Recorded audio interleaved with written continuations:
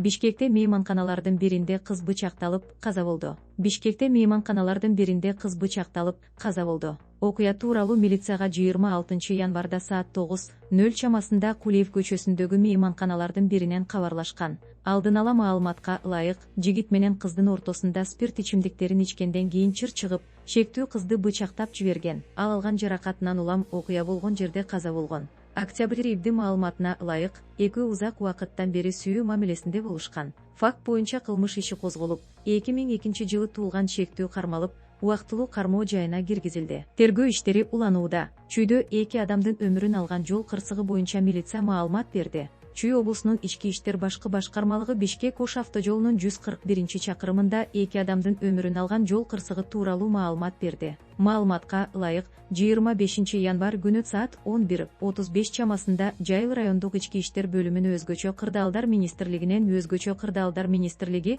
жүк ташуучу машина күйүп жатканы боюнча маалымат түшкөн. Кырсык болгон жерге ыкчам тергөө тобу жөнөтүлгөн. Текшерүүдө үлгүсүндөгү жүк ташуучу автоунаанын ээси ОАК күйүүчү май заттарды ташып иштей турганы аныкталган. Ал 23 январда бир компаниядан I-92 үлгүсүндөгү бензинди алып, башка бир адамда ыкка айдоочу катары жалдап, Ош шаарына жөнөгөн. Жолдон автоунаанын алдыңкы сол дөңгөлөгү жарылып, айдоочу машинени башкара албай, каршы тилкеге чыгып, оодарылып токтогон.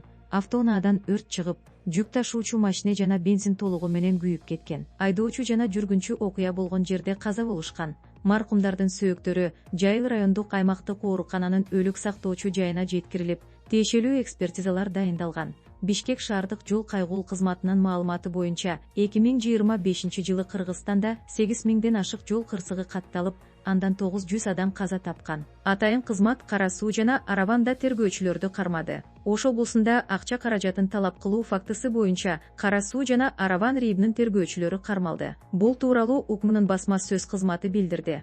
Улуттук коопсуздук мамлекеттик комитети тарабынан Ош облусунун Кара суу районунун Нариман айылынын аймактык милиция бөлүмүнүн тергөөчүсү, милициянын капитаны ОКО тарабынан 3000 АКШ доллары өлчөмүндө акча талап кылуу фактысы аныкталды. Такталгандай, кармалган ОКО кызмат абалынан кыянаттык менен пайдаланып, материалдык пайда алуу максатында 2024-жылы декабрда алдамчылык үчүн катталган факты боюнча тергөөгө чейинки өндүрүштө текшерүү иштерин токтотом деп аталган тергөөчү ККО аттуу жарандан 30 АКШ доллар акча каражатын талап кылган. Белгилей кетсек, ОКО жана ККО экөөнүн ортосунда Ош облусунун Араван райондук ИБнин тергөөчүсү милициянын капитаны Сынс ортомчулук кылган. ИБнин ички иликтөө кызматы менен биргеликте жүргүзүлгөн ыкчам иликтөө иш-чараларынын натыйжасында 1600 АКШ доллар акча каражатын алып жаткан жеринен ОКО Сынс кармалып, Кыргыз Республикасы кылмыш процессуалдык кодексинин 96-беренесине жана 97-беренесине ылайык Кыргыз Республикасы УКМнын тергөө камак жайына киргизилди. Чүй облусунда бөтөн адамдын жерин мыйзамсыз ээлеп алган деп чектелген жаран кармалды. 2026-жылдын 16 январында Сокулук РИБге Кожомкул айылынын тургуну 1986-жылы туулган Б.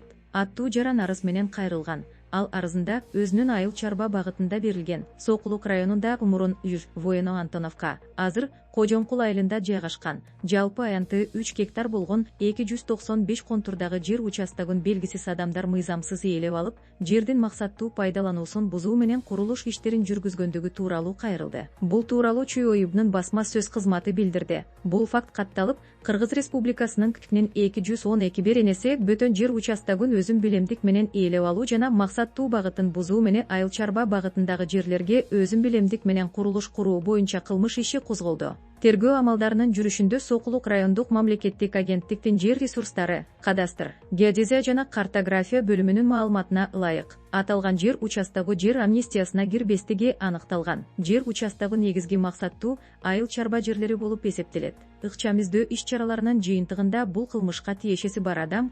1961-жылы туулгандык аттуу жаран аныкталып, Кыргыз Республикасынын ККНын 96 беренесине ылайык кармалып, убактылуу кармоочу жайга киргизилди. Азыркы учурда Сокулук Ривге ушул сыяктуу арыздар менен дагы 15 жаран кайрылып, материалдар катталып, окуянын бардык жагдайларын аныктоо боюнча текшерүүлөр жүрүп жатат. Кылмыш иши боюнча тергөө иштери уланууда. Жогоруда аталган адамдын аракеттеринен жабыркаган жарандар Сокулук Ривге кайрылып, же төмөнкү телефон номерлары боюнча байланышса болот. 997 777 993 705 818 182. Экс-депутат Нооманжан Аркабаев көз жумду. Жогорку кеңештин экс-депутаты Нооманжан Аркабаев узакка созулган оорудан улам 25 январда 67 жашында дүйнөдөн кайтты. Бул тууралуу анын жакындары билдирип, сөөгү кечи мекени Баткен облусунда жерге берилерин кабарлашты. Нооманжан Аркабаев 1959 жылы Баткен облусунда төрөлгөн. 2006 жылы Кадамжай округунан жогорку кеңештин депутаттыгына шайланган.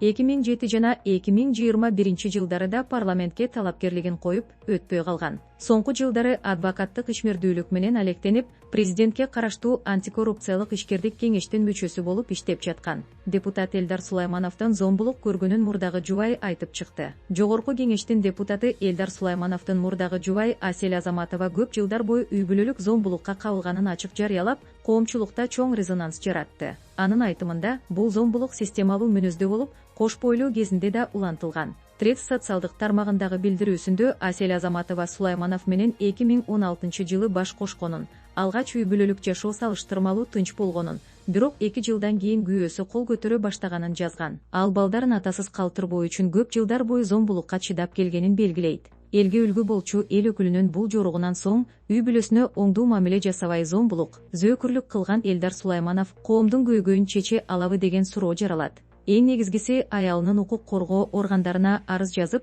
акыйкат издегени эмне үчүн ушул күнгө чейин мыйзам чегинде каралбай келген. Депутаттык кол тийбестик алсыз аялды кордоого иштейби? Сулаймановда бет болсо, абийир болсо, депутат болуп отурууга моралдык укугу жоктугун айтып, мандатын тапшырып бериши керек. Чоң уштум. Зөөкүрлөр элге акыл айтып, мыйзамдын аткарылышын талап кылган кызматта отурганы акылга сыйбайт. Америкада кыргызстандык жаран соттолду. АКШнын Нью-Йорк шаарындагы федералдык сот Кыргызстандын жараны Сергей Жарновниковду АКШтан Россияга курал-жарак мыйзамсыз экспорттоого катышканы үчүн 3 жыл 3 айга эркинен ажыратты. Бул тууралуу АКШнын юстиция министрлиги билдирди. Соттун маалыматына караганда, ал 2020 жылдан бери АКШта өндүрүлгөн ок атуучу куралдар менен ок-дарларды Кыргызстан аркылуу Россияга мыйзамсыз жөнөткөн. Жалпы суммасы $1,5 миң ашкан. Экспорт лицензиясында Россияга кайра сатууга тыюу салынганына карабай, айрым куралдар Россияга чыгарылганы айтылат. Жарновников АКШнын туруктуу жашоочусу эмес жана жаза мөөнөтүн өтөгөндөн кийин депортацияланышы мүмкүн. Иликтөөнү ФБР жана АКШнын соода министрлигинин экспорттук көзөмөл башкармалыгы жүргүзгөн.